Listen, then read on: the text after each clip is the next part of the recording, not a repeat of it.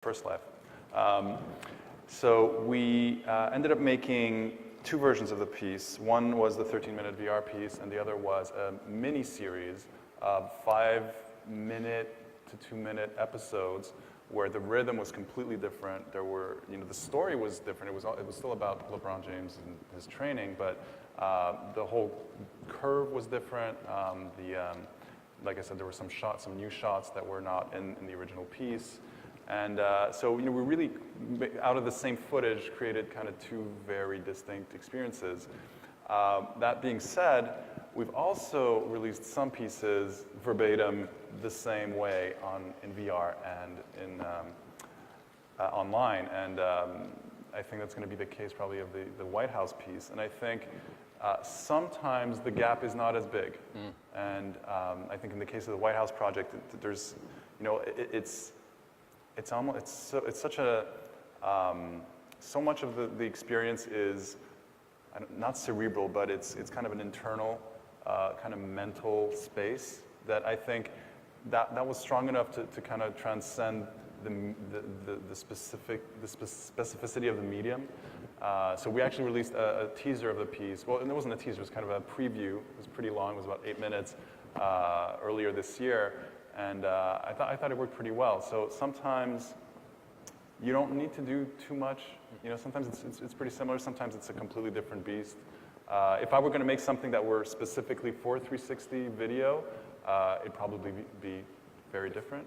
But I think there is enough overlap. And you know what? I think it's a necessary tool today when you have a couple orders of magnitude more people on Facebook than in VR. And for a lot of, in the case of the White House, that was a clincher for them to even want to make this piece. And they're like, oh, so yes, we're going to make this amazing, immersive experience in VR, but there's also going to be a version of this that is going to be accessible to everyone. To the people. Yeah. Exactly, and so that made the project possible to begin with. So I think it's a very interesting medium, and it's actually going on right now, right here. My phone is on fire. Oh, it's okay. so hot. Did you stop it?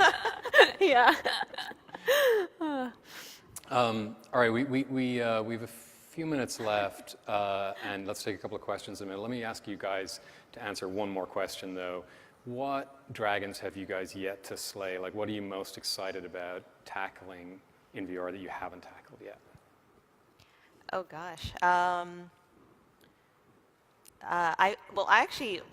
This is not, for me, I am really, really, really excited about for me, it's easier to work with the Rift and the Oculus, and I'm very excited about platforms like Facebook, actually, and I feel that hearing from you right now, Paul, and this idea that you actually, while when you're designing an Oculus experience, you can have control over everything, and with Facebook, I feel like, oh, there's a lot of different parameters that are completely unknown, and how do you even tell a story that way? And I think this is actually the dragon we're trying to slay right now.